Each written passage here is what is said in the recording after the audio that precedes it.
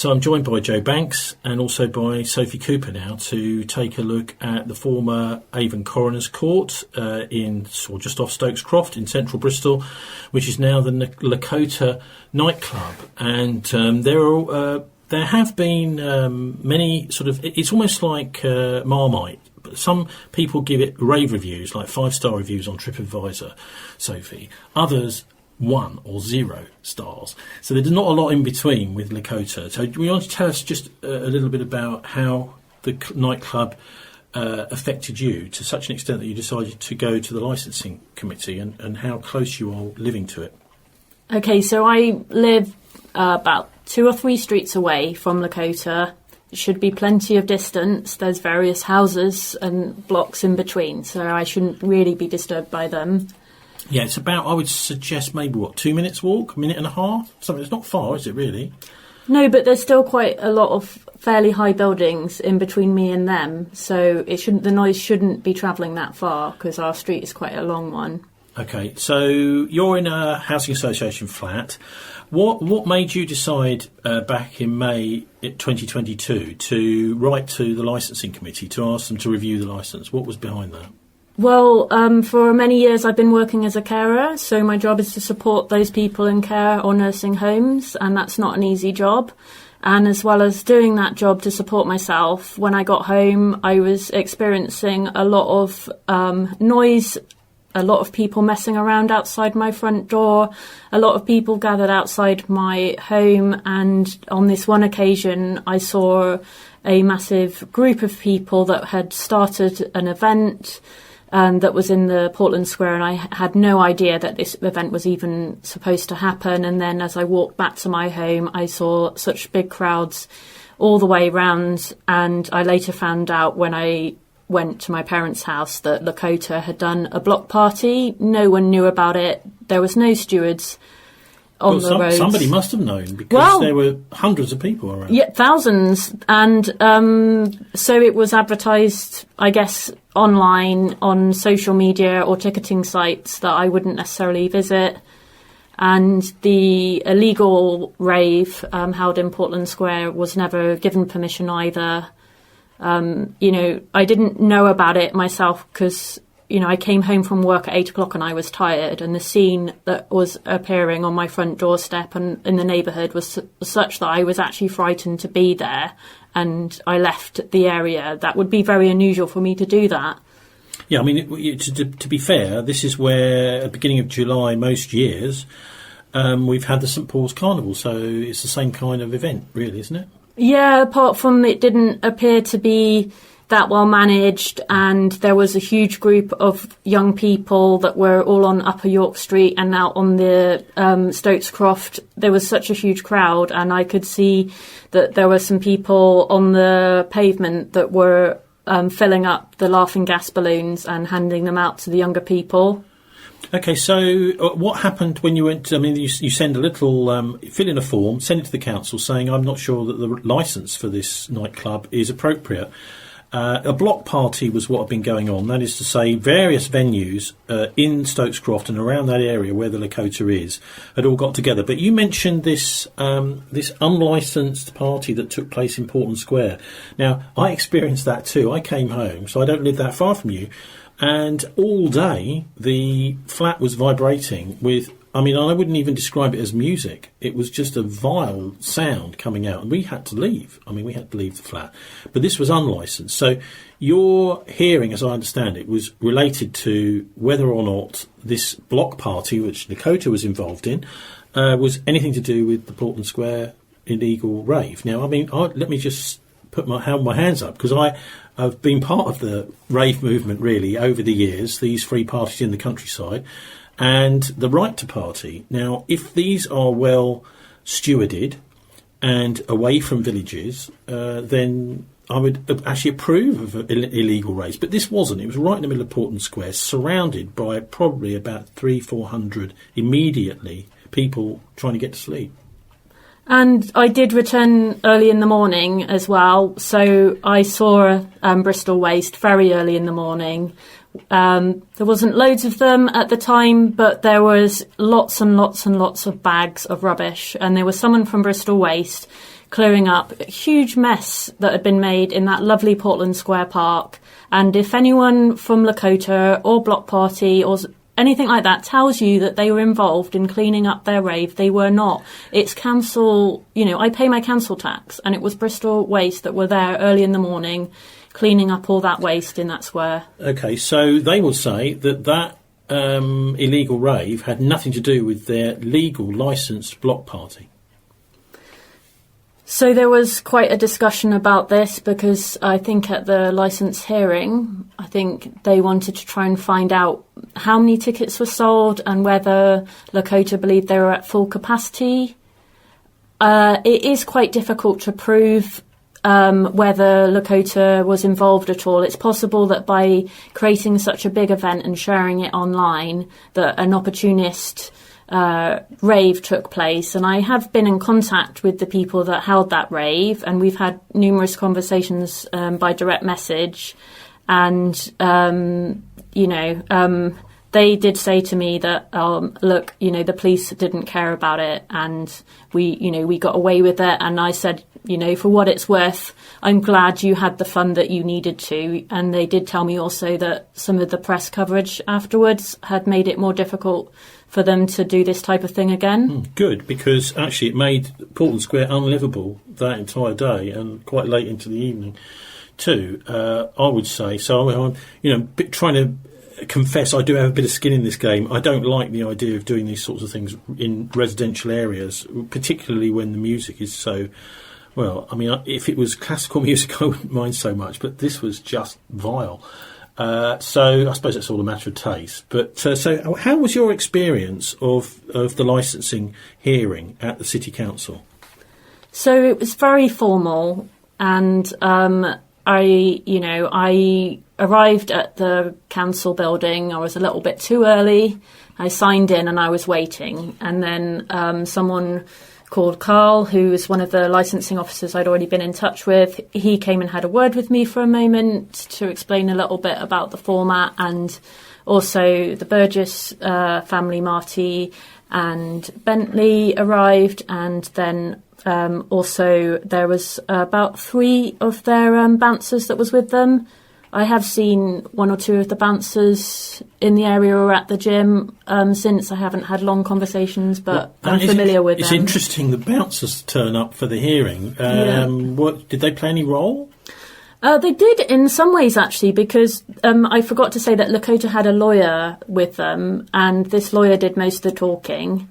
And a bit irritatingly, one of the council officers spent rather a lot of the time actually asking the lawyer questions about things, which, bear in mind, the lawyer is not a witness or even a local person. Well, that's bizarre, because actually on their board, Lakota do have a lawyer, don't they? One of the most famous lawyers in Bristol by the name of Marti Burgess.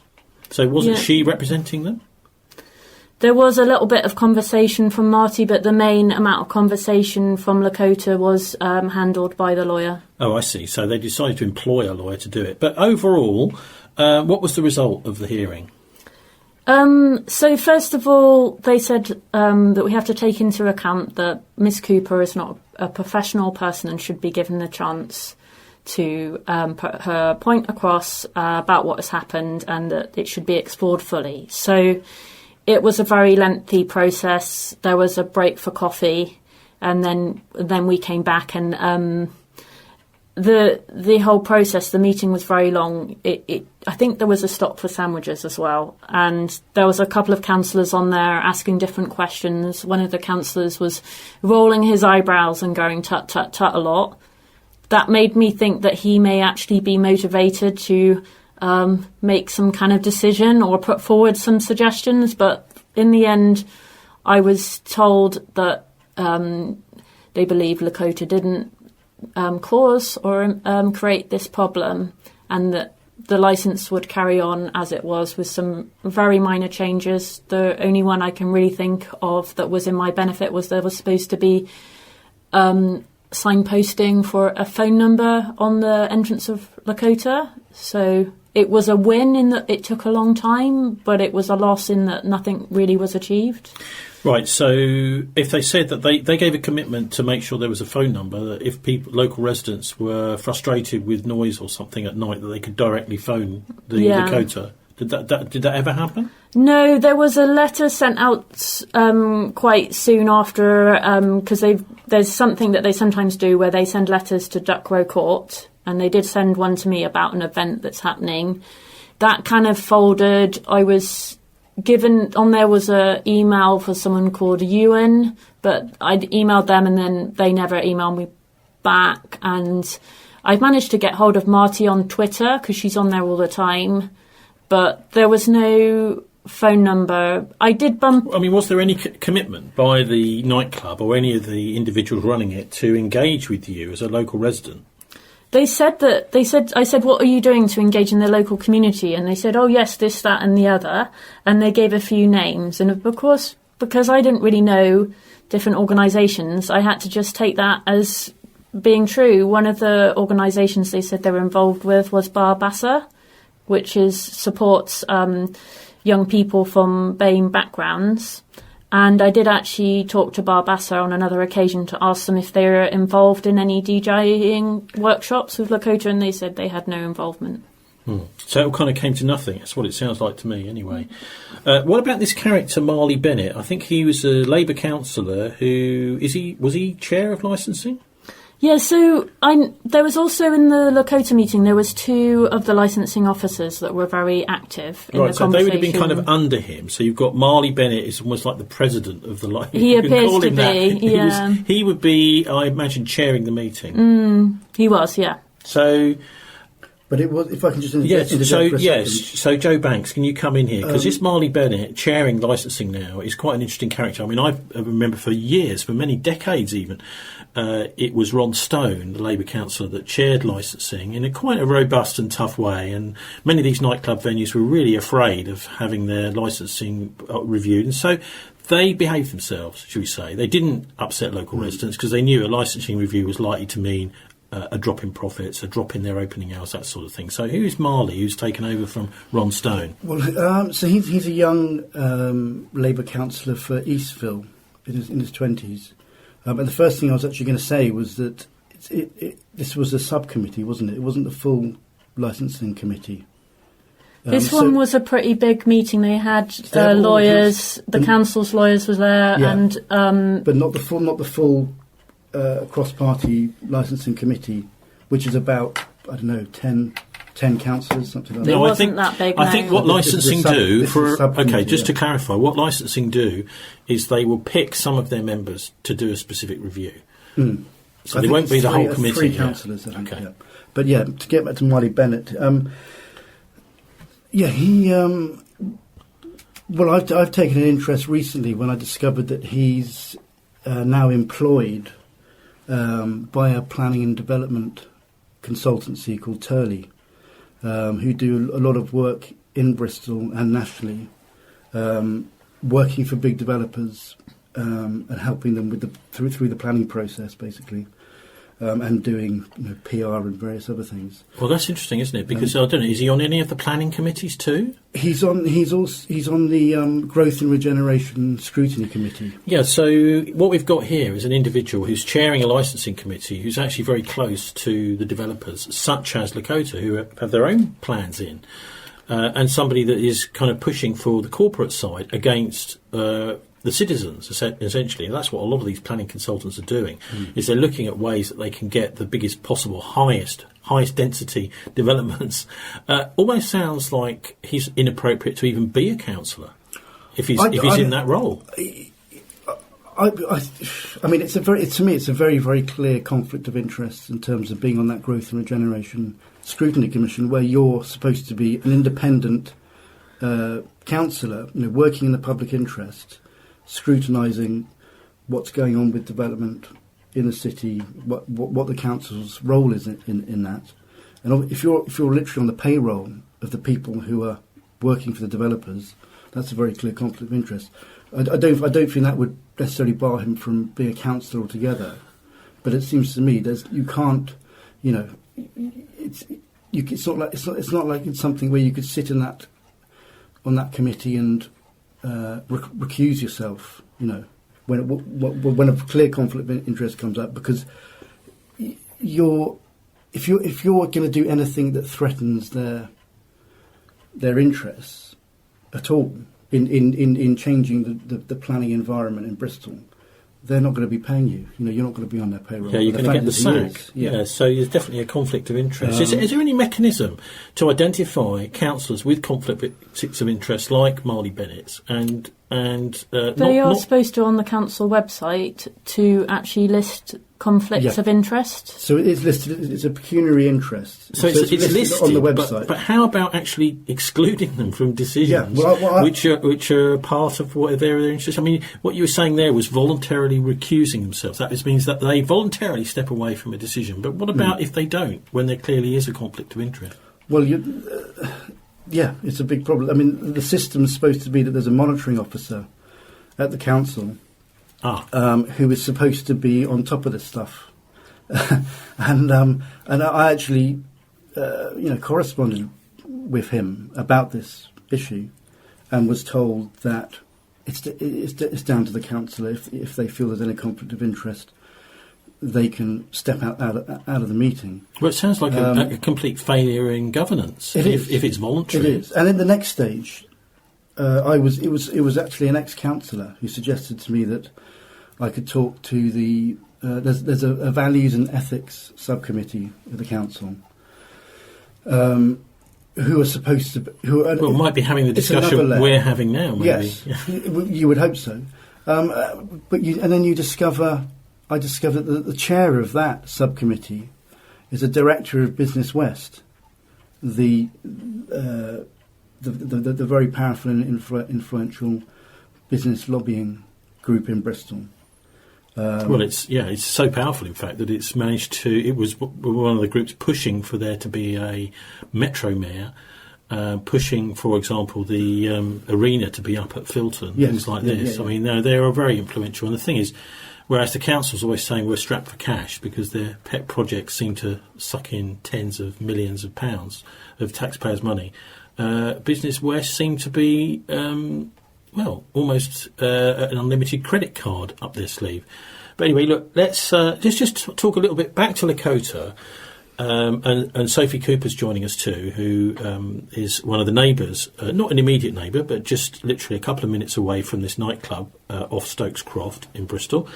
And the actual location was the former Avon Coroners Court, which was sold off in 1994.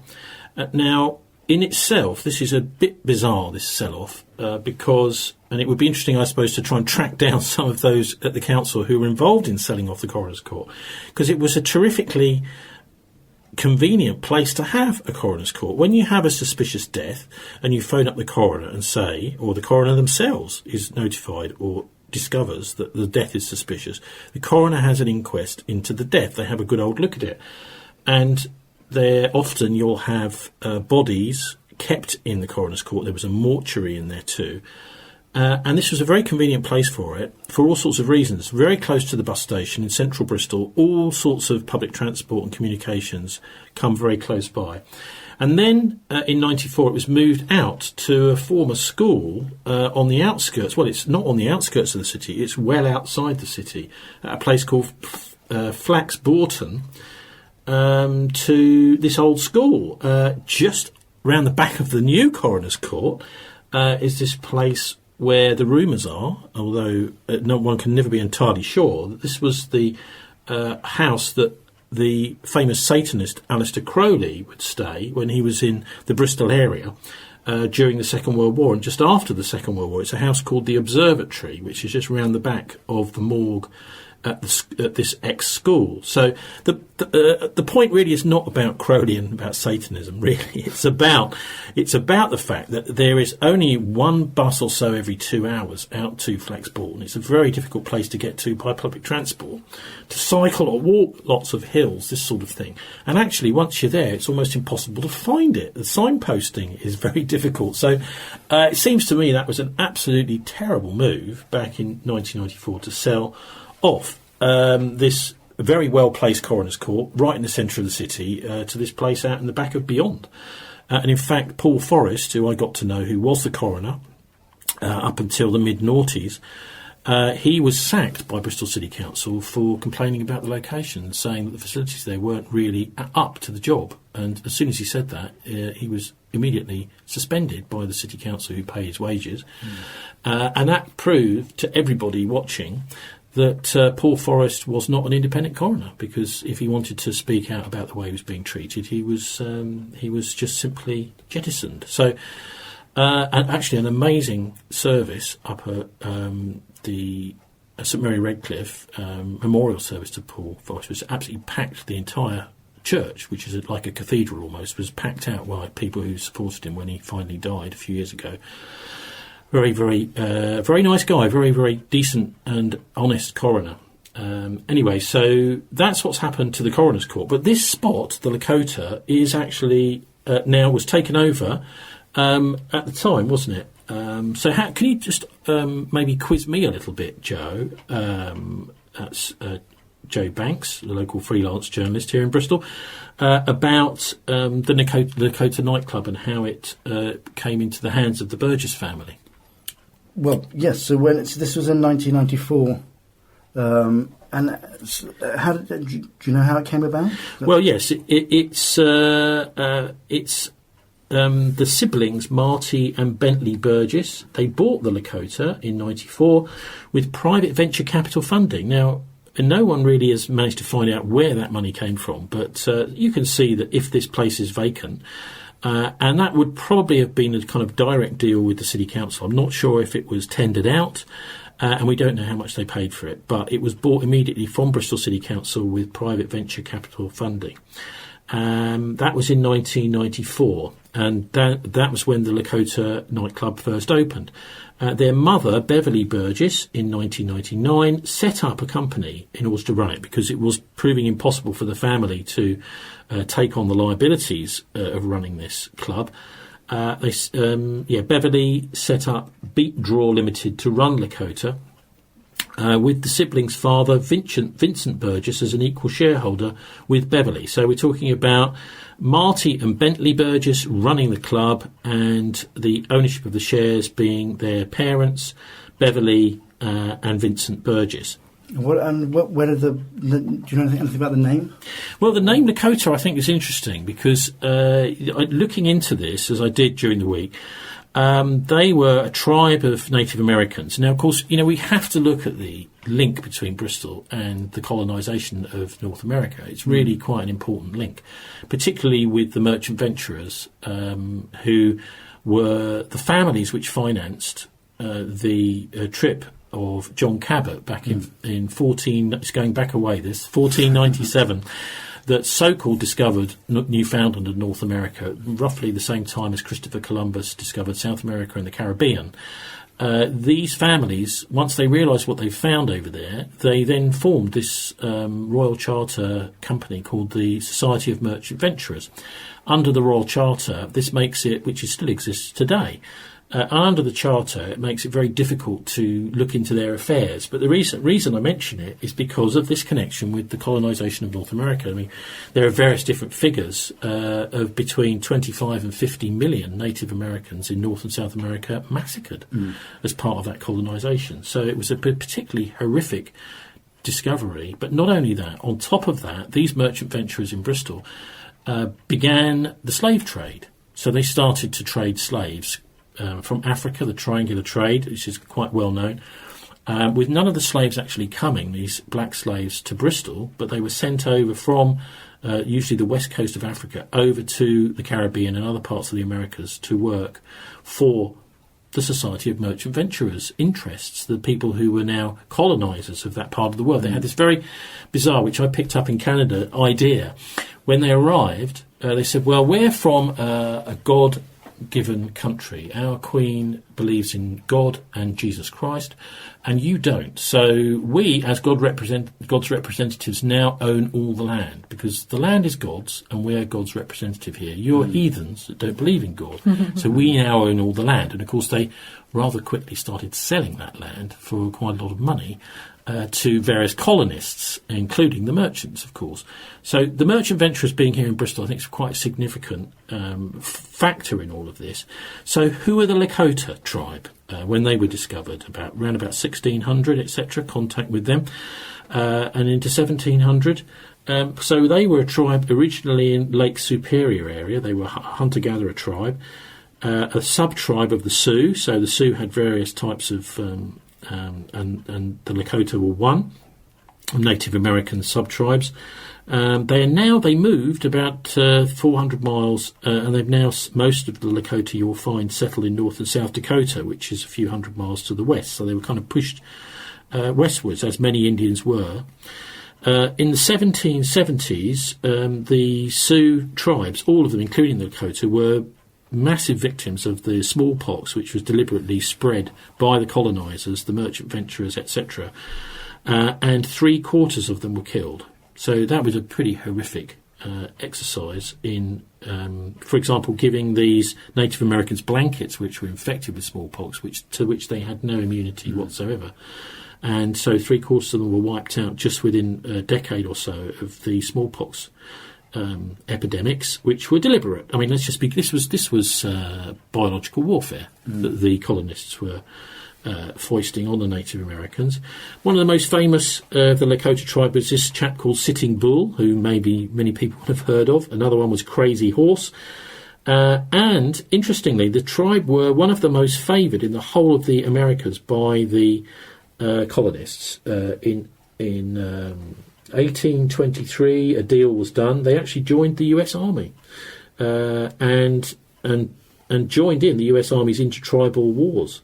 So they would be on the side of the colonists against fellow Native Americans, particularly the Pawnee Indians. There were many attacks and massacres by the US Army and by the Lakota tribe against the Pawnees between 1843 and 1873, culminating in something called the Pawnee Massacre. There was over 150 Pawnees, including women and children, were massacred by the Lakota and by the US Army together. It virtually destroyed a rival tribe. So, I mean, this was very much part of the whole sort of colonial divide and rule tactic going on here, saying, well, you're our favoured tribe, we'll work with you, and once we've wiped out other tribes, you can then take over their land, etc. So about 400 or 500 miles they moved west after these US Army wars. Obviously that was then surpassed by the US Civil War. And they were just south of the Canadian border. That's where the Dakotas are. So they were quite up to the north of the United States. So looking at the background of the Lakota tribe, the population actually doubled. When many of the other tribes had actually been massacred or even wiped out between 1805 and 1881. In 1805 there were 8,000 Lakota. By 1881 there were 16,000. Now this completely bucks the trend of most Native American tribes. Now, by the way, there are 170,000 Americans who identify as part of the Lakota tribe, although now only around about 2,000 of those, so that's what, about 1%, actually speak the Lakota language, which is still alive. Anyway, I thought it's interesting to look into this one specific tribe and their role in the colonisation of North America. Is there any kind of direct link with the Burgesses, or the... You know why it was why they went for that name? No idea. Really, no idea. I mean, it would seem to be an ill-advised name to have gone for. Really, of all of the Native American tribes, the Dakota were one of the most ruthless with the Native American. Well, that's population. kind of how their attitude is. They describe themselves as, you know, bold and boundaryless, and you know, pushing the limits of what can be done, and they're proud of that. Anyway. So, yeah. Well, so take us on with the story. So how did it evolve during the 90s? Okay. Well, we left it with the Burgess family setting up this company Beatdraw in order to run their affairs, because I think they were having difficulty paying bills, etc., as private individuals running this. It doesn't look as if there was a specific company that had been set up for the venture capitalists to invest in the old Coroners Court building and now become a nightclub. But anyway, the Beatdraw was set up in 1999, as I said, with the mother and father, Beverley and Vincent Burgess, as the main shareholders, and Bentleigh and Marti Burgess, the son and the daughter, both actually running it day to day. But when it came to August 2002, Beatdraw actually was forced to go into liquidation. So that wasn't all that long. That was just 3 years that they managed to keep that company going to run the Lakota. Winding up papers show that in 3 years, the Burgess company they'd racked up a debt of around about £350,000 in unpaid bills to creditors. So they were taking equipment, maybe supposedly paying DJs, etc. Who knows? But a whole load of creditors that a nightclub has to pay in order to function were not being paid. But importantly, also, the £67,000 was owed to HM Customs and Excise and the Inland Revenue. So that's quite a lot of money. That's the best part of £100,000, 67k, to HM Customs and Excise unpaid tax, and also on top of that, nearly £20,000 to Bristol City Council. They hadn't been paying their local taxes either, this company. So hence they managed to keep it going until the authorities came and said you can't carry on running this business if you're not going to be paying tax. Was this reported at the time? Was this not sure. Public knowledge? I think it would be public knowledge because the winding up order in administration from Companies House is public. I'm quite happy to share these documents. There's some very good documents behind what we're talking about here on our show page at thisweek.org.uk, or with anyone that would like to see them. These are public documents. So there wasn't, as I understand it, a big fuss at the time. The replacement of the company by a new company, which I'm coming to, it doesn't often come onto people's horizon anyway. In fact, the Lakota almost certainly can keep operating. They just under a new name. One day it just flips from which a lot of people do. Construction businesses do this quite a lot. They'll go bankrupt and then they'll set up again. Well, it's a very good way of if you're having. It's actually fraud, and it's a technique of organised crime to have no intention of paying your debts, but simply to go into liquidation, go bankrupt, hold up your hands and say, well, sorry, we're not operating under that name anymore. And just bear in mind that most people have not ever met Marti or Bentleigh, and I had the opportunity to see them in person, so we know what we look like, and I don't see them around the area hardly at all. And I've seen Bentleigh near the club, and I said to him, I've seen a lot of fly posting all the way round on Junction 3 roundabout. He said he doesn't know where that is and that he's in a rush to get back to London. So the nightclub will actually look closed most of the time until you get into the evening. So that makes it more difficult. Well, you mentioning fly posting, this was one of the first reasons back in the 1990s that the Lakota nightclub came onto the radar of anybody, which is the local city council prosecuting them through the courts for illegal fly posting. So they don't really seem to be, maybe they're just not aware of what the law is. Were there consequences to this liquidation? Yes. Okay, so the liquidation took 2 years to chug through the enforcement process, and by 2004, Beverley Burgess was barred for 4 years from running or acting as a director in any company. Now, 4 years doesn't really sound like enough if the company that you've just folded deliberately, one would seem, but you haven't paid tax, but you've been making money, has only been going for 3 years. So if you're only being barred for 4 years, it doesn't seem like that's going to really stop you doing very much, especially if you can swap it around amongst different directors. So that's about 1 year for every £100,000 that was not paid? Yes, roughly, yeah. Maybe, yes. Yeah, so there was altogether around about £370,000 unpaid by the previous Beatdraw Ltd. Beverley Burgess was barred for 4 years, as I said, from running or acting as a director in any business. She did not dispute her conduct had been unfit. So when that was put to her, your conduct has been unfit, she decided not to dispute that. But the club continued. Yes, she had allowed Beatdraw to trade when there was no reasonable prospect of paying creditors' claims. She also, as the HMRC judgment winding up order suggests, she also caused or allowed the company to fail to submit VAT returns. Neither Vincent nor Bentleigh Burgess were subject to the order. So what you've got here is the one person being singled out, that is Beverley Burgess, who was supposed to be in charge of the finances. She's told you can't serve as a director for 4 years, but the others can continue to serve. And it seems there was no plan at all to pay VAT. Maybe there was no understanding of VAT on the board of the business. But it's probably worth also saying that, Lakota was a very popular club. Oh, it has been one of the most popular. It had by then established itself as sort of a key part of Bristol's nightlife. And despite these, financial irregularities or crimes, perhaps it kept going. It wasn't wound up. Well, it was. Yeah, it was wound up. Beatdraw, but actually, no. Beatdraw.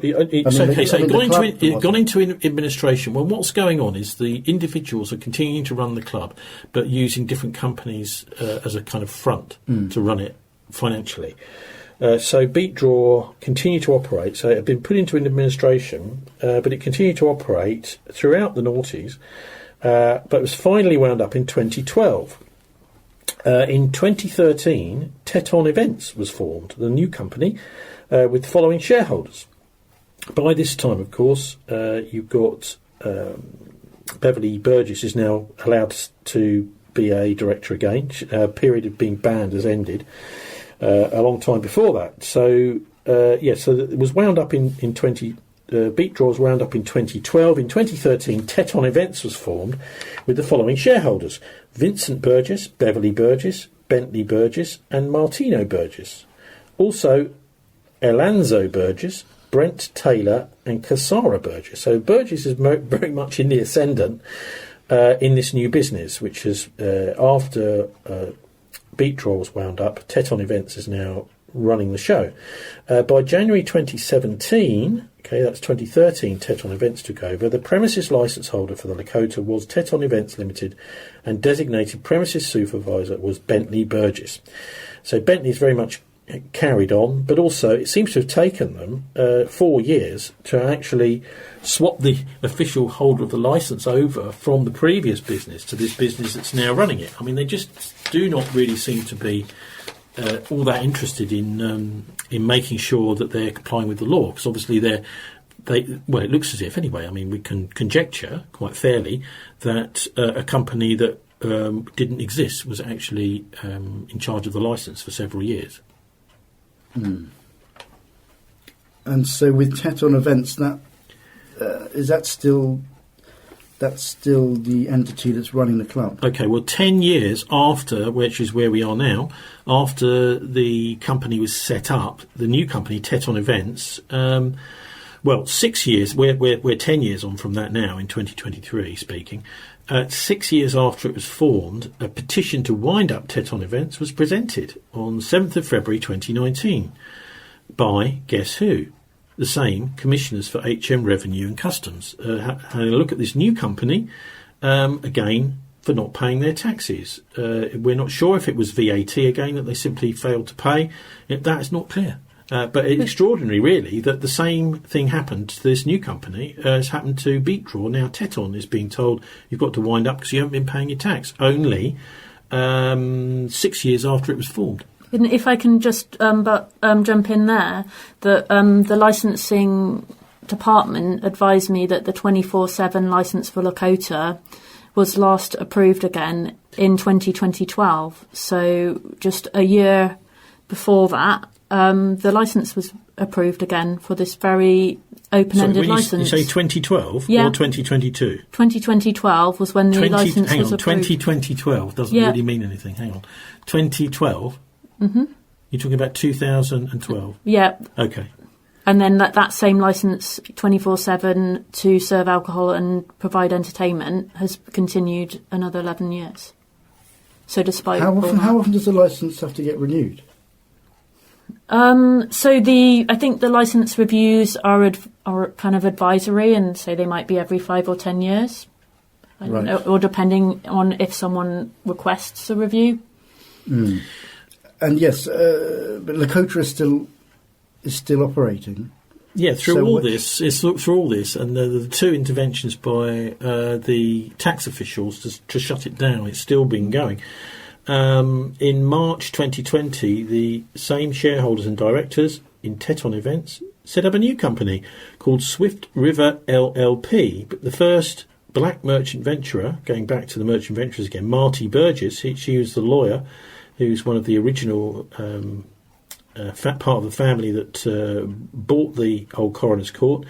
It now also joins the board of directors. So she's a lawyer and does a lot of work for the city council, actually, for example, in recommending how the council should deal with inquiries about special educational needs, so giving them legal advice about the minimum that the council has to provide, because they are apparently strapped for cash and they don't like spending money on people with special needs. Marti Burgess's company is working for the council doing that. So obviously very close to the council as a lawyer, but she works for a big legal firm, isn't it? Quite a big one. But so she's now joined the board of directors too, presumably to give legal advice. And now I would also suggest that since there's a lot of corporate lawyers in the merchant venturers, which she's part of, that she's really there to go to the merchant venturers meetings, to have a chit chat over lunch about, we've got a bit of a problem, HMRC are closing us down again, what do you advise, from these top corporate lawyers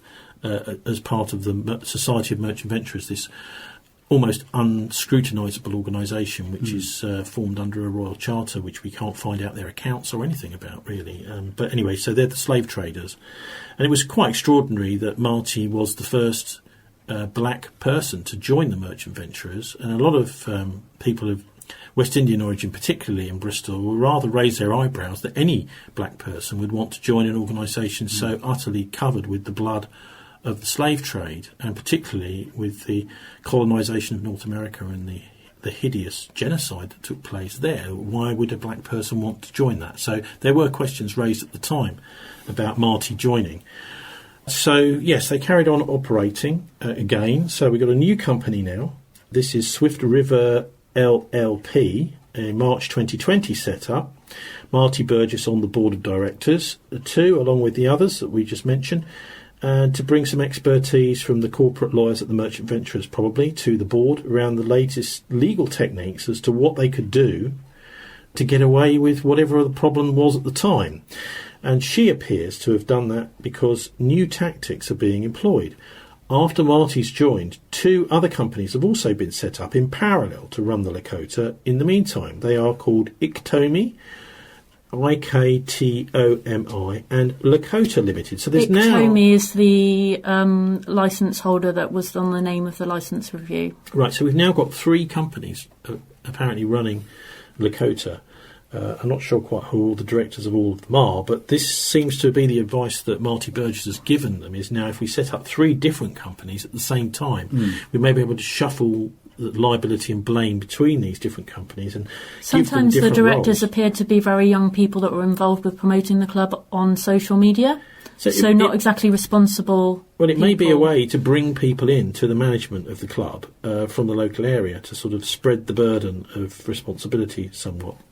And were there any consequences for the non-payment of the taxes by Teton Events, the earlier company? That's right. This is Lakota Management Company Mark II that was wound up in 2019. No, well, for 3 years, of course, the wheels of justice turned very slowly. Nothing happened. But then in 2022, Bentleigh Burgess was removed as demanded by the Insolvency Service, and rather than an individual, Lakota Ltd was then appointed as a director. So rather than individuals who have been banned, what's happening now is that companies are being appointed around the board table. Now, I'm not quite sure how that works. I guess you've got a representative of the company sitting around the board, helping to make the decisions. A little bit like the situation that I arrived at, where there was Bentley and Marti, and then another person doing the talking for them. Well, no, I think they're employing a lawyer there, specifically from London, a top barrister, to deal with this. But in a way, they're sitting around a table with a company doing the work for them rather than themselves. It is bizarre when you see a company where actually there is only one human being on the board, and the rest of the people around the board are just other companies, and that could be anybody from that company sitting and making a decision, or it could simply be a letter sent by a board of a different company saying what they want to happen. And you may have a whole board meeting with really only one human being sitting around a table with lots of bits of paper trying to make a decision. But obviously that makes it a lot easier to make that decision if you've only got bits of paper or other companies sitting around with you. So we've got Bentleigh Burgess removed. Yeah. Okay. So there were consequences. There were consequences. So in 2022, Bentleigh Burgess is removed and demanded by the Insolvency Service, and rather than an individual Lakota Limited appointed as director. So it seems that this is a technique that's now being employed to have businesses sitting around the board table running Lakota rather than individuals. Bentleigh Sean Burgess was banned from acting as a director for 3 years from the 1st of August 2022 because shortly after the licence review, then. Yeah. Beverley and Vincent Burgess were also banned for 3 years from the 15th of March 2021. So effectively now we're starting to run out of Burgesses that are able to serve on the board of anything, and what we're seeing instead is companies turning up, and obviously Marti too, as board members. I didn't realise that Bentley had been banned a few months after the licensing review. That's interesting to know. Yeah. But of course, again, it's only 3 years. I mean, these companies have been going for much longer than the period they're very resilient. Been banned for. So, and there's no other sanction. There's no punishment. It's just a ban. That's it. It seems to be, yes. So banning them from being a director seems to be the only consequence. And why? I mean, I hadn't heard anything about this. I don't think it's public knowledge.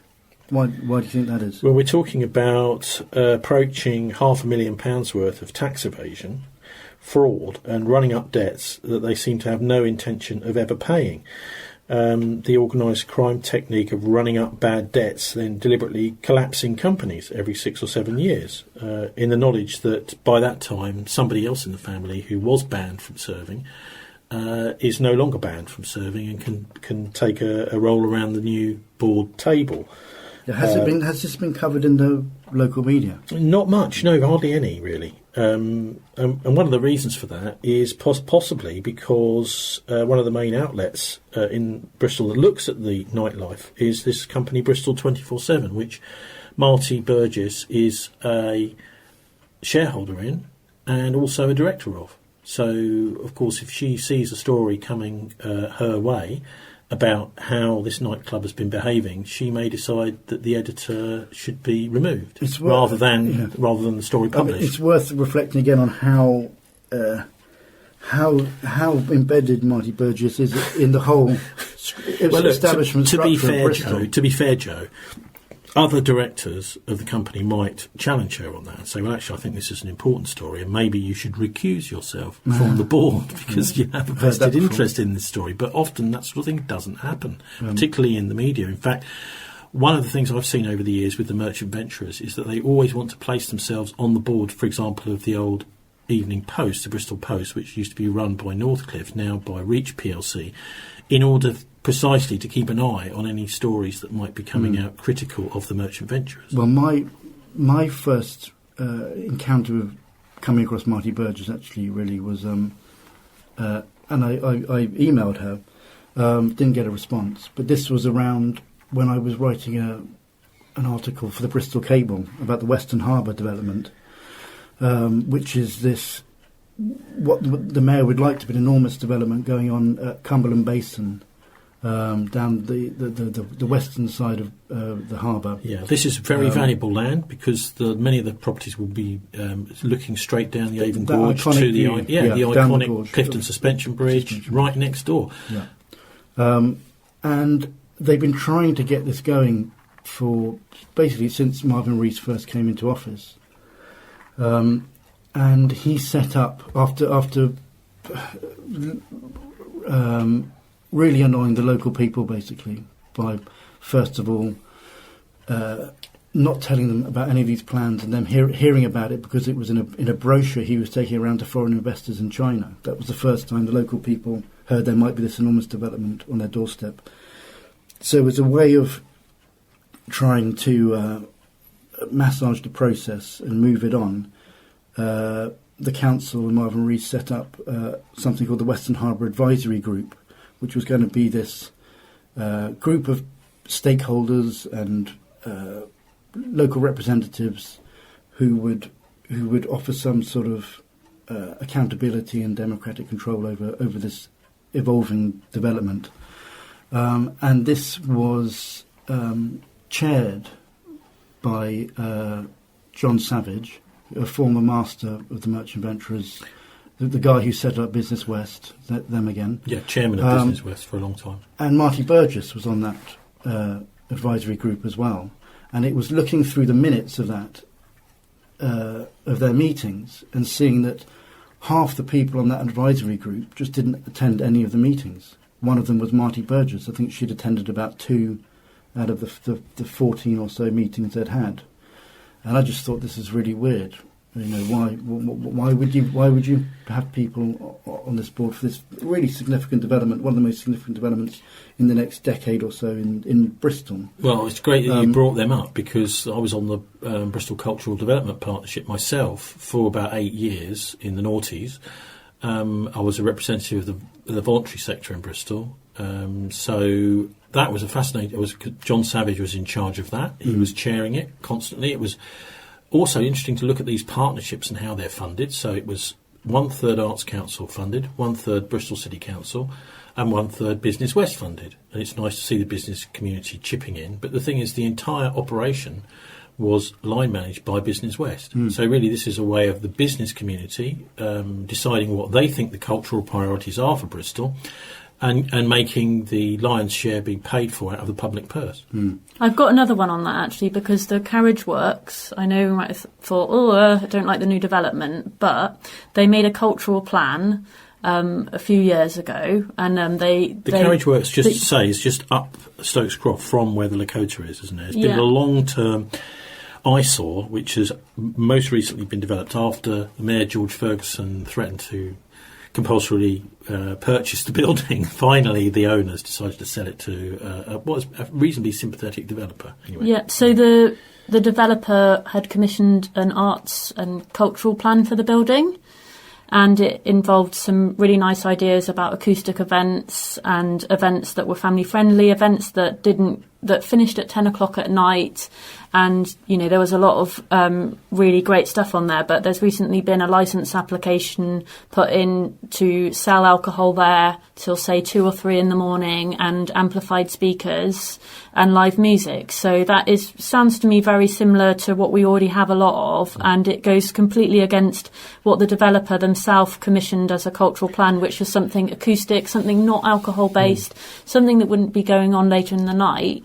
And then the last point is, when I saw the write-up of that development in Bristol 24/7, it was an article, but it looked like an advertisement, because it was a business. Actually, I have to say, the business that was going in looked quite nice, and it's got another bar that actually does look quite nice in that market, but it really didn't go into any detail of what the cultural plan, which was commissioned by the developer, and there was a proper plan in place, and they consulted people about what would add value and what appropriate stakeholders would be. This brings up this whole it's really what brought about your licence review about Lakota at Bristol City Council, which is this idea that if you've got noise right late on into the night in a residential area, it's simply not appropriate, because you're either going to have to go through the sort of legal processes, or you're going to have to flee the area, as you had to do, Sophie, or else you're going to have confrontations in the street between local residents and trying to turn off the power and trying to unplug speakers and all this kind of... We're basically going down the road of violent confrontation between local residents and the bouncers of a nightclub. Well, when I moved into my flat in social housing, I had a sports coaching business, and I had a ghetto blaster that I used to use in sports coaching sessions. And there was one day, maybe 2012, when I was listening to my Top of the Pops on my speaker, and there was a knock at the door, and it was a police officer. They said, "Someone's complained about you playing your music. Could you please turn it off?" And I was a bit embarrassed. I thought, okay, it's fine, I'll turn it off. But those days seem to be long away, and I'm surprised with the volume that they reach in that club. It's not a safe volume for anyone to be nearby. It's very excessive, that really the police should be turning up and seizing equipment if it's going to be causing that much of a nuisance until 5 a.m. in the morning. Well, they certainly would be doing that if this was a rave taking place out in the country somewhere. That's exactly what the police do. If so long as the numbers are not in there, sort of 2,000, 3,000, 4,000 people at a rave, which makes it difficult for the police to do that. But it seems not in a residential area in the city, which is utterly perverse, really. I mean, this is the sort of place where people need to sleep, they need to be getting up in the morning, this sort of thing. And that, it seems, is subservient to this need to make profit by people like the Lakota. And just bear in mind that the people that live in this area, a lot of them carry out very essential jobs, such as a carer, That's right. not being paid a huge amount, people that might be doing the delivery for you and dropping it off your Tesco's, well, people that are running the city. A lot of city. key workers in social housing, etc., which is around that area. But of course, we've also got students who don't apparently mind too much. Now, you also mentioned that you'd had to do something to stop the noise coming through your windows, Sophie. Yes. Because the licensing committee hadn't really listened, and your ongoing problem wasn't being addressed. Yeah, and I'd contacted neighbourhood enforcement, and I'd gone through all the processes of all the people that were supposed to be responsible, and what I did in the end is to pay over £2,500 out of my own money. The landlord wouldn't pay it, the council or Lakota. I actually asked the council if they'd pay £100 towards it, and they said no. So I paid £2,500 to have extra glazing in my flat, which has made a huge difference regarding people walking past at night. But the thudding of the bass is at such a volume now that I need to now work out how to stop it coming through the walls and the bass, floor. I'm afraid the bass manages to make it through the windows. I think it goes through the sewers, through the floor, through the windows. Yeah. The house is basically shuddering, isn't it? With the yes, your flat can be vibrating. That's certainly what I experienced in the illegal Portland Square rave. The whole flat was vibrating. I mean, the ceilings, the floors. So what about your? I mean, have you felt that the best thing to do is just to move? So I've been making a backup plan, a little bit like Lakota, for quite a while, and I've been exploring Cardiff and Wales because I already have some friends and family there. And interestingly enough, in Cardiff, St Mary's Street is the main stretch with all the drinking and the clubs and the nightlife. And what really works well in Cardiff is they're not trying to put residents in the same area as this huge, great big nightclub, night economy stretch. And there's such a buzz there. I mean, it is really loud there, but it's got its this whole massive long street with all the bars and all the clubs. It's going to be noisy all night. 5 a.m. in the morning, the waste companies are going to start cleaning it all up. And it's just marvellous, really, because all of that noise and all of that night economy, it's got that huge, great long stretch to exist on. And, I mean, I've had to remind myself that people do need to go out and they need to have a night out and they need to have fun. But it just doesn't seem to work. More and more housing next to it. But that is going to be an increasing problem because it is the stated aim of the city authorities is to have more and more people living in the centre of the city. That you densify the centre of the city because you'll need transport. But you seem to be piling in student flats with existing housing association flats with nightclubs like the Lakota. Now, the other thing, Joe, is that the nighttime economy, which is the sort of three-letter acronym, the NTE, seem to be quite well organised in Bristol. They have they also have a hand-picked by the mayor nighttime economy advisor. Is that Carly? By the name of Carly Heath. Yeah, who I've contacted various times and has not got back to me, and appears to be someone that may be very interested in actually going to nightclubs as a customer. That's fine. I mean, I've done it occasionally myself, but I don't feel that she's particularly interested in the residents or the disabled people that live nearby, or just the everyday person. Hang on, because Epigram, which is the Bristol University student magazine, says that Marti Burgess, the co-chair of the Bristol Night Panel... Oh, she's there as well. Yeah. And the owner of Lakota, although I'm not sure she's entirely the owner, she's certainly a director, said that it was clear from both her application and interview that Carly has a deep understanding of Bristol's nighttime economy, but also how it crosses over into the wider culture sector. So would you agree with that comment by Marti Burgess about Carly, saying that she has a... I would agree that she's marvellous at the same time as not being interested at all, and seems to have avoided the area and avoided the topic of the local noise pollution and the possible crimes being Let's just be absolutely clear here. Carly, sorry, what's her second name? Carly Heath. Carly Heath is a lobbyist for nightclubs, and she's not interested in what local people think. The idea is that local people make complaints, and that's bad for nightclubs. Anyway, getting back to Lakota, still more to go through here. So just to make it clear, the original director of Bristol 24/7, this is the paper which Marti Burgess is now a director of and a shareholder in. Bentleigh Burgess was one of the original directors of Bristol 24/7 when it set up, and he resigned in July 2022. I suppose when he was told he could no longer be a director, which is what happened in 2022. But Marti Burgess is still a director at Bristol 24/7. And you were talking about the students, that there are more and more student flats are being built around there. Well, there are, yes. In fact, there is a plan for the nightclub itself to be demolished, most of it anyway, and part of the Coroner's Court still there. I don't know if they've still got the morgue. I'm not sure. They showed me around it years ago. There was the morgue there around about 2008. But anyway, there is, I think, a pretty awful record of bad things going on. I mean, if you look through, I mean, this is just the ones that have hit the headlines in Bristol. I mean, when one goes to a nightclub, you might want to look at TripAdvisor. The first one on there is avoid drug-fueled, rude staff and violent security. So that's what TripAdvisor is telling you if you wanted to go there. Although there are some good ones too. That was the first one on the list there. In April 2011, let's just go through a sort of timeline of some of the problems. A 16-year-old Joe Simons from Bath died after buying ecstasy, according to his friend, inside the club. So you have bouncers searching people as they go in often, and yet this is a known technique by organised crime, is that they are inside the club, maybe with agreement, maybe being paid. There may be some financial arrangement there.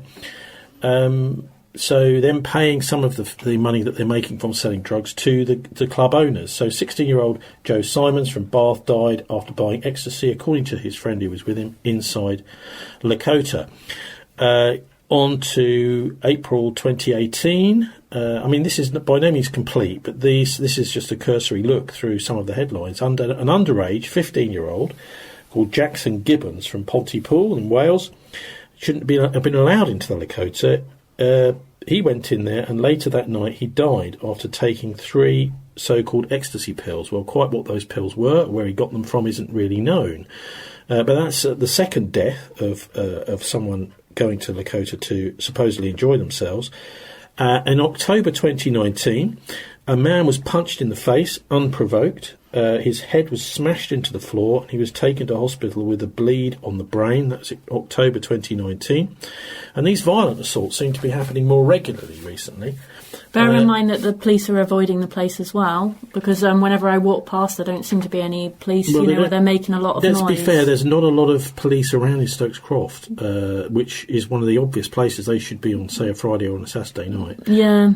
In February 2022, 2 men were assaulted in Lakota. One punched in the face, who had his teeth knocked out, and another one was head-butted. Both needed hospital treatment.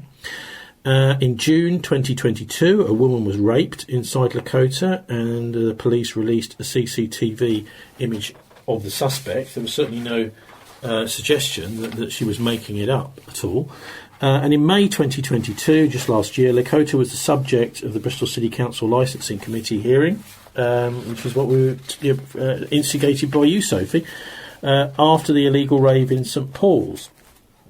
You were saying that something about open drug dealing outside Lakota. Do you believe that? I do believe that I absolutely saw people with the size of fire extinguishers. That's how I described it. Laughing gas. I mean, it's very popular, and this was one of the first times I really saw it. Well, hang on. Laughing gas canisters are really about maybe 2 or 3 inches long, little silver canisters. Yeah, but we're talking about something the size of a fire extinguisher, a small fire extinguisher. So we're talking about maybe no bigger than that, a foot long. If I'd say old money. Okay, I'd say it looked like about that big. Okay, so and we see them a lot now. That's about 60 centimetres long in new money. Yeah. So we see them a lot now, but this was one of the first times I saw it. Was this, they look like a fire extinguisher type thing, and then it's just like laughing gas on tap. So it's just constantly filling up the balloons, and then I guess people are buying them for £1 or £2. And this was this mentioned at the hearing where their licence was renewed? It was, and also part of the licensing agreement is that the licensee must not cause harm to young people. One of the things that Lakota really wanted to champion was the fact that there was, I think they said there was 20 bouncers in the club. The thing is, I wasn't inside the club. I walked past. The council asked me how many bouncers were on the door. Just bear in mind, it was a huge crowd. It was quite a stressful moment for me. People asked me if I took photos. Honestly, at the time, I just thought, I need to get out of here. If I took a photo, my belief on that occasion was that I could have ended up being hurt, and that the best situation for me to get myself out of that was to actually get away. Yeah, so much of what you're saying seems to be the result of a lack of police presence anywhere. Completely. And when there was the rave, this illegal rave, I phoned the police, and they said that they're aware of it and they're dealing with it. But I never saw any police there, and the people that organised it themselves had said that the police did not care. Well, I can tell you that there were so many people in Portland Square that day, and it was literally started about 11 a.m, maybe 10 a.m, and they were there all day and I think they switched it off around about 11 p.m. There were so many people in there, it really would have been impossible for the police to do anything, because if the police had turned up to try and even discuss the matter with the people and ask them when they were going to stop, etc., there may well have been, serious problems for those police. So, just trying to run through the timeline. We're not quite finished yet. There's another one as well.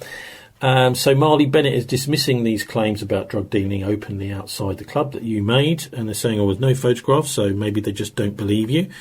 This is the zero trust agenda, isn't it? We're in charge, and anything that anybody says, unless you've got hard evidence for it, we don't trust you at all. So again, this is dissuading people like you from coming forward. And I actually felt quite sick going to the meeting, because it was quite a big deal. And going to that meeting, part of me said to myself, I might be able to stop someone from dying by actually raising these concerns, and that was the thing that drove me.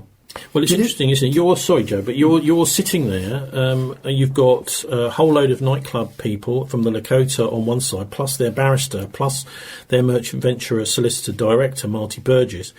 And then you've got the council running it. This guy, who's part of a planning consultancy, is the chair of the councillors group. And you've got some council officers. Did you really feel anyone was there speaking to you or for you or listening to you? So we both got our chance to speak, but I would say what I was able to say was pretty limited. And after I did at first feel quite impressed with one of the councillors. It wasn't Marley Bennett, it was another one who was asking a lot of questions. But after a while... Poultney? Could be, yes. Yeah. It could be after a while. The questions weren't leading anywhere. I've been to quite a lot of job interviews and I've got some interview experience myself. The questions seemed to be not setting anything up. I just would have thought maybe we were asking a lot of questions, but it didn't seem to be really going anywhere. There was a lot of disapproving faces and, oh gosh, they're at it again. But then it just sort of folded, Well, it sounds like a failure of governance. What did you want to chip in, Joe? Well, I just wanted to ask whether you felt there was a serious discussion between the councillors that were there. They did seem to take it seriously on that occasion that the meeting had gone on quite a long time. They asked questions about how many tickets were sold. They asked questions about whether you could get a car through that Upper York Street, to which the lawyer that wasn't there, who didn't see it, said you could get a car through that street. So there was asked questions about whether CCTV was available. What would you say about getting a car through?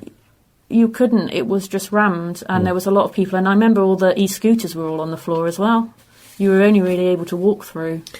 So we haven't quite come to the end of because in October 2022, Fat Boy Slim Rave, I'm not sure if he was there himself, I imagine he was. They've obviously got some connections. Had to be closed down by the police after revellers had been climbing over the walls, wannabe revellers, to an already packed outdoor rave, which the owners decided to allow to carry on despite overcrowding way outside their licence. So what you've got is a rave going on. They've stopped people coming into the gate because they're already overcrowded, and then people start going over the wall and climbing in, but they still allow it to carry on. Joe? Is that right? Yeah. The police have to be. The police did get involved this time and ordered them to shut the event down. Yeah. I thought that originally it started that the event was unloaded somewhere that it didn't have permission, and then they moved it to Lakota, and it quickly got out of control. That was actually around that Western Harbour area, near Cumberland Basin. It was under the flyover there, I think.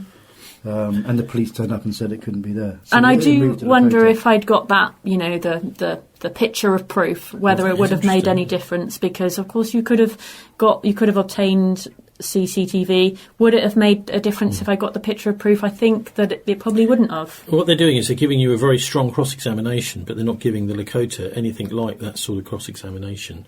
So this is fascinating, actually, to hear that there's an illegal event going on, but actually the Lakota put up their hands and say, look, guys, just come into our yard, you can do it there.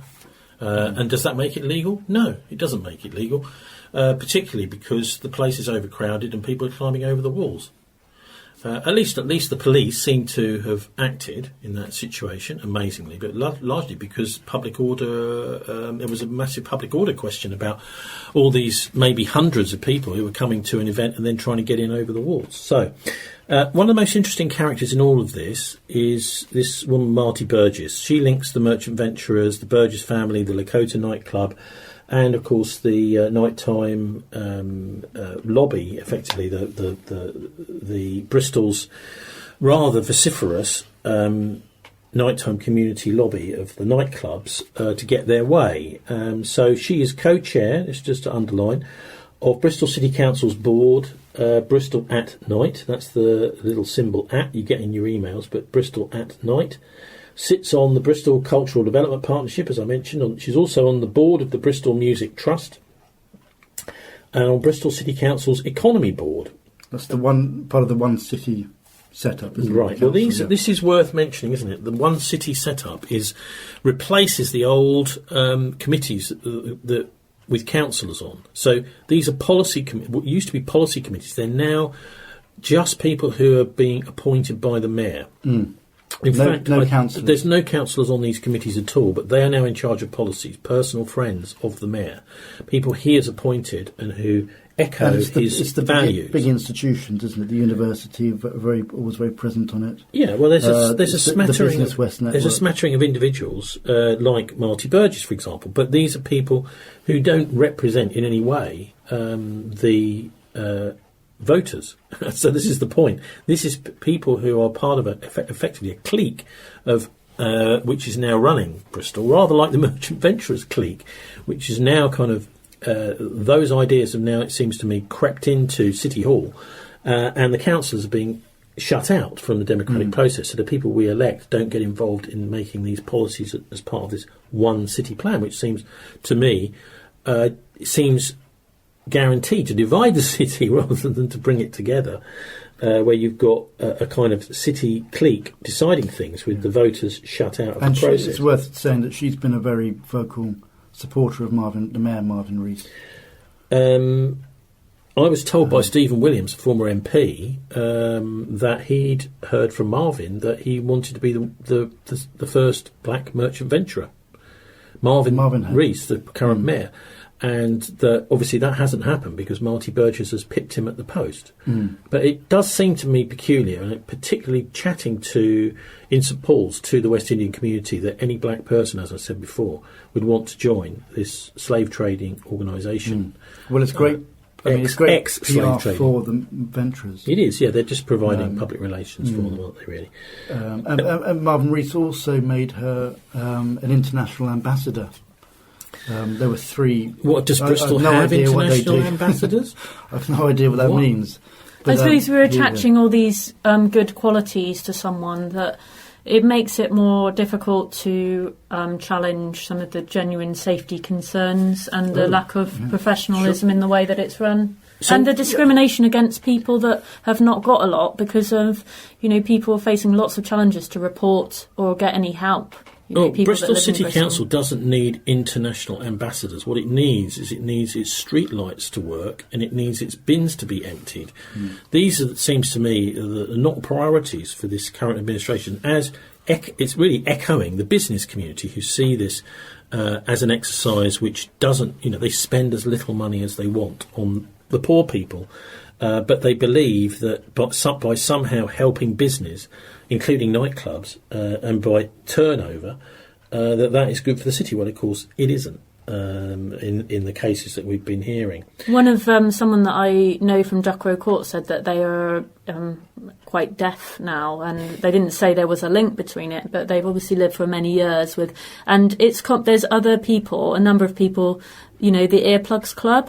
That people who live in St Paul's who will discuss what the best earplugs are, and people are having to permanently wear earplugs at night.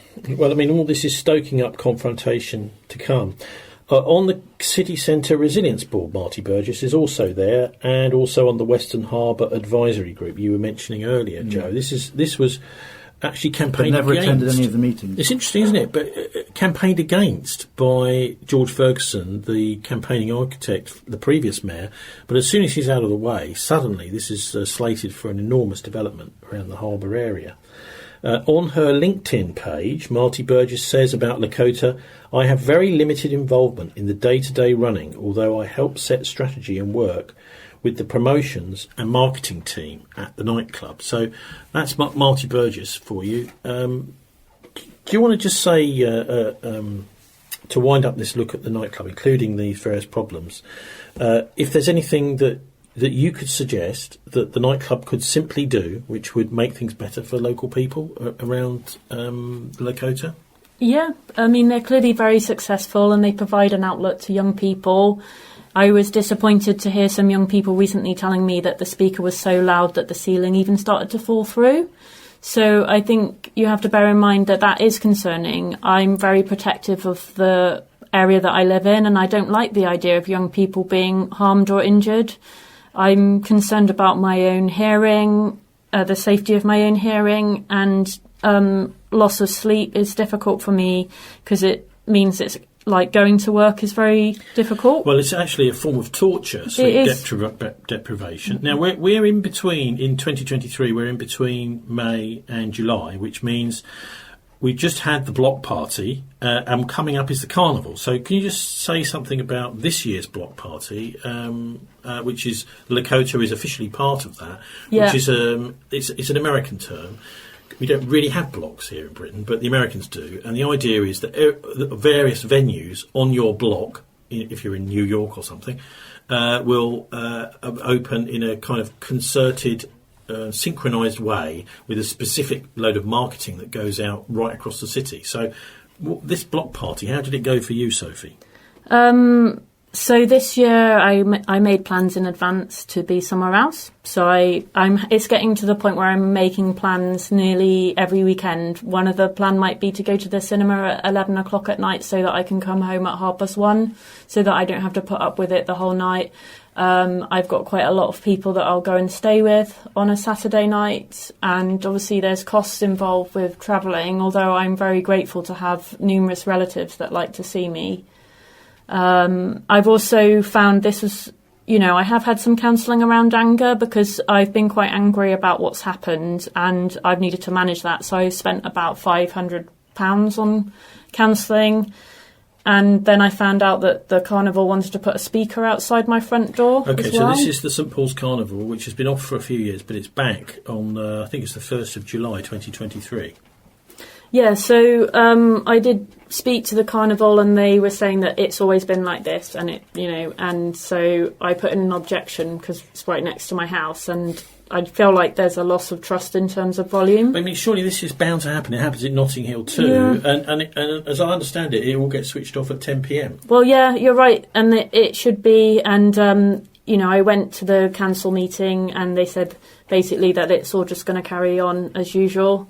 I wouldn't be sensitised to this if I hadn't have put up with what feels like the carnival, 3 or 4 nights a week, and just the abuse of my sense of peace and space and quiet. I feel like I've been subjected to a lot of antisocial noise, and I would be much more supportive of carnival type activity if it did happen once a year rather than every week. Well, so we've heard since the place was bought from Bristol City Council, or I imagine it may have been Avon Council in 1994, the ex-Coroners Court, the Lakota nightclub, has been through a whole litany of problems with legal problems with having directors dismissed, non-payment of taxes, which they actually seem to have a habitual problem with that, and also, of course, antisocial behaviour towards neighbours. So we have. I mean, they must be thinking, Joe, well, at some point maybe our licence will be revoked. And so it's interesting to see that in 2020 there was a planning application submitted so that the nightclub might be demolished and a whole load of flats built instead. Yeah, which they got permission, and I think it was April 2020, something like that. It was recommended for approval by the council officers, and then the councillors voted to approve it unanimously, I think. So I wonder whether this is just Plan B. If the nightclub has to wind up for whatever reason, whether it's due to legal censure of directors, of shareholders, or by the police intervening because of chaotic events taking place there outside the licence. That they might just say, well, let's just turn our back on that and cash in our chips. To be fair, down Upper York Street, which is where Lakota is, there's already some enormous new student developments, and that seems to be flavour of the month here in Bristol. They could well make a lot of money on the conversion of the old Coroners Court, which they may not have been able to do in the 1990s. Yeah, I mean, there's a very pro-developer environment, and yeah, I mean, there are lots of huge amount of developers circling Bristol who see sites like that. So why haven't they just cashed in their chips, and why haven't they demolished it? Why isn't that building already taking place? I think they might have mistimed things a little bit, because obviously they were excited to get the club back, because of course it's their pride and joy and their ego around the club, and they want to be the biggest and the best and the loudest. But they may well have been better selling the club in 2021, and it may be a bit more difficult to sell it for the price they might have got. I mean, it may be a question of finance and economics that they got that permission right at the start of the pandemic in 2020. Since then, it's become much, much more expensive to build stuff. Quite possible. So it may be that the deal they'd arranged at that point didn't work. Hasn't worked. Well, this out is. since. I mean, let's be clear. This is just pure conjecture, but it might also be that any potential funder of that development, or land speculator, developer, wanting to do a deal with them, who are the owners of that piece of land, is taking a look at their track record, being expelled as directors, and thinking, well, maybe this isn't the best thing to do. But I mean, that doesn't stop them selling it. So anyway, that's just pure speculation, and it's speculation that we really are duty-bound to put to. It's only fair to put this to the individuals concerned, Marti, Bentleigh. So I'll definitely be approaching them and asking them, what they make of all this. It'd be fascinating to hear their point of view. Yeah, well, I hope you get a response. I didn't get a response. Finally, I think last words with you, Sophie. You made actually quite a big impression. It was news around the city that their licence was being reviewed last year. Can you just explain how difficult or easy it is to actually get a review of a licence? Because very few people seem to do it. I think they just think it's almost like someone else's job syndrome. Well, I've been doing all sorts of jobs, and one of the lucky things is doing all these everyday jobs means I've met a lot of people, and I've had the chance to speak to a lot of young people, especially as I've been trying to escape from Bristol. I've returned to Bristol and been on the train with other young people that were coming into Bristol to go to Lakota, of course, and had a chat to lots of young people when I was at work, and I've chatted to people similar age to me about what they think of Lakota. So I haven't been in there. But I've had the opportunity to speak to people about, and it wasn't even trying to lead people in a conversation, just to ask people what they thought. And, it's a great conversation starter. I think I may have been a little bit blacklisted in terms of the person that complains all the time. It is just a form that you fill in to fill in a licence review application. And then you have to submit the reasons for your concern. So it's just a bit of form filling and paperwork. And I think I had a bit of luck at the time, and I did a lot of writing about it, and I got that review. I think the licensing team are keen not to respond to me anymore, and I don't quite know under what circumstances I would be let in again for a conversation. But, I had a bit of luck at the time. And also, to be fair to Lakota, they get a 4.2 review on Google, which is pretty good. Maximum is 5. Yeah. So we get a lot of people saying, awesome venue, what a blast we had taking over for Don Whitting's summer party. So then the next one down is actually a negative review. 2 months ago, Valerio is saying security staff are watching over me inside the toilet cubicle, allegedly to prevent people taking drugs. Pretty sure that is not legal. In any case, highly uncomfortable to have somebody looking at you while your private parts are exposed. I've never seen security acting like that. From other reviews, it seems like they do it regularly. I'm thinking of filing a lawsuit together with other people affected. That is not acceptable. A whole range. And as I said before, with TripAdvisor, you seem to either find 5 stars or 1-star reviews for Lakota, not a lot in between. Scarlett says, not good vibes all round. If you want a good night to Brass Pig, go to the Brass Pig round the corner. The vibes, I would agree. Anyway, so Andy Hillier says, a month ago, go if you want to be hurt or assaulted. The place should have been knocked down for flats in 2020. But there are, of course, some very, very good reviews as well. Had a great night at Tribe of Frogs, says Jess Nollies, but disappointed by the lack of consideration for women's safety. We were aggressively forced to leave our sick friend alone in the female toilets, and later in the night we were shouted at by the same person for 20 minutes for having lost a cloakroom ticket and not given back a jacket. This meant our Uber cancelled on us and we were forced to find another way home. The female toilets should be a safe space for women at the very least, and women should have the right to leave the club without trouble and find themselves a safe way home. And then you start to wonder why there's so many young people hanging around on our side of the estate, because they don't want to hang around on the corner by Rape Alley and that. They're finishing up their night having a chat on our side because it's more safe because we looked after it. Yes. So anyway, with the nightclub particularly, maybe, Joe, you could wind up by talking a little bit about this planning, because we've got Marley Bennett, who's chairing this licensing hearing, is obviously being involved he's involved in planning as a consultant, so he may have had some interest in the planning application they're putting forward. I don't know anything about that. Well, what exactly is his role in this planning consultancy? Yes, he's actually chairing Sophie's hearing. I don't know. I know he's being paid by them. It's a pecuniary interest. I've seen blog posts he's written on their website,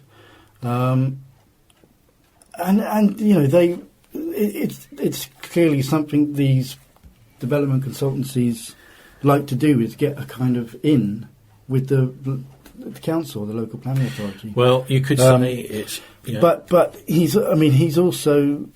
He's a Marvin Rees loyalist. He's from the East Bristol loyalist kind of heartlands. Isn't he cabinet member for housing? Is that? No, that's Tom Reynolds. Oh yeah, Reynolds. Yeah, okay. He's very young. He's only in his mid-20s, Marley Bennett. But he's got these quite serious positions. He's quite a serious guy as well in the way that he conducts himself, because remember that the licensing meetings are all very formal, and Yes. you almost may find yourself in a meeting not really quite realising what you're talking about. That was the most recent meeting. We had a councillor from Hengrove, and she was similar age to me. She said nothing. And then we had a councillor that was much, much older, and I didn't really feel that person was quite the right person. It was really a meeting mostly directed by Marley. Yeah. Okay, well, Sophie Cooper, thorn in the side, at least May 2022, of the Lakota, just a little bit, by getting their licence reviewed, just simply by filling in a little form. You know, it's a sort of 15-minute job, really, not more than that. I did it on my phone because I was a bit embarrassed to use my dad's computer, and I did it on my smartphone, so it wasn't even the best one. No, it is quite quick, but you do have to be absolutely open and public about who you are. Of course, when you're dealing with, violence that's going on by bouncers, which we've been hearing about there, etc., it's not the nicest thing to have to do, but, someone's got to do it. And there is potentially, you have to sign to agree to an unlimited fine if you were submitting false information. So I was a little bit tied, on the actual event, on the event of the licence review, though I was there on my own. I perhaps didn't discuss and barter as much as I could have. I just gave the information that I felt 100% confident with. Well, that's pretty scary. You could have been, slapped with a massive costs order by under the recommendation of a barrister on the other side, without necessarily knowing how to defend yourself. But anyway, and your thoughts, Joe Banks, local freelance journalist, on just the general flavour of Bristol's nighttime community, because it seems they're very well organised, and the interests of local residents around nightclubs like the Lakota really are falling into the background, almost irrelevant. Yeah, well, obviously, really sympathise with your situation, Sophie. And to me, one of the most pertinent and interesting things about this whole situation is the fact that none of this hasn't become public knowledge. This whole background that you've been, outlining. Yeah, I mean, it's rotation of companies, exclusion of directors, rotation of companies, exclusion of directors. Yes, almost unknown. And clearly, if you're a director at one of the few local media outlets, and if you're on all the boards that are going that the mayor likes to put people on, all this stuff helps, doesn't it? Okay. So that is an insight into a side of life in Bristol. So Joe Banks, freelance journalist from Bristol. So you can read my stuff at joe-banks.com, or I'm on Twitter, JPHBanks. And community hero Sophie Cooper, thanks very much. Thanks for joining us.